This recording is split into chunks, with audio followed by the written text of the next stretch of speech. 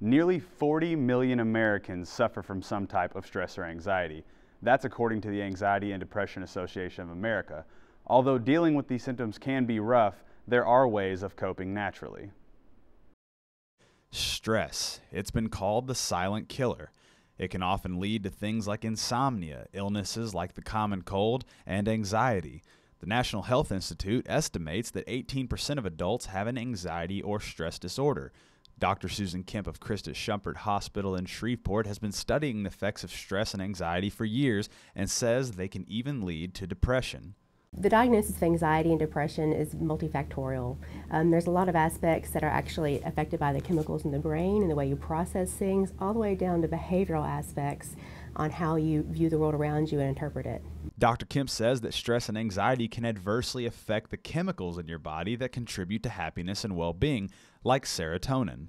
We find that if your levels of serotonin are low, you're more prone to anxiety and depression. And then stress and other medical conditions sometimes can reduce your serotonin levels.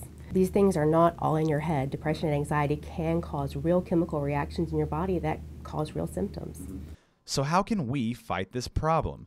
Certain types of medications, such as antidepressants, have been shown to help in extreme cases, but in the last several years, use of these drugs has skyrocketed. A 2011 study by the National Center for Health Statistics found that 1 in every 10 Americans aged 12 and up takes some type of antidepressant. I asked Dr. Kemp if there were any ways to deal with stress and anxiety naturally. Her response: the old standbys, diet and exercise. Exercise is a huge part of anxiety and depression. The chemicals, the endorphins that your body releases when you exercise actually increase your serotonin and suppress other chemicals that cause you to sense pain and other stressful situations. It's one of the best drugs you can use.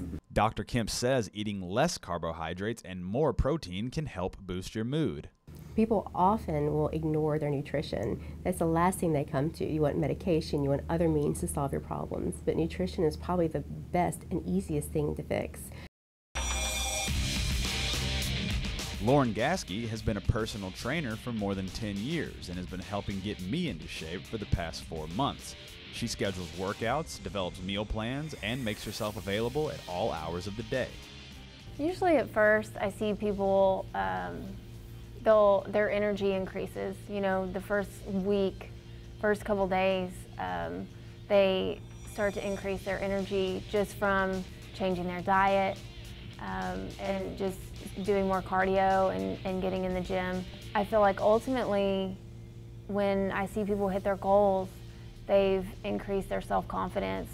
Friends, family members tell me that they're different people. Lauren stressed that giving your body the right amount of nutrients and minerals over time will help increase focus, energy, and overall mood. So the next time you feel stressed or anxious, just remember that diet and exercise never hurts.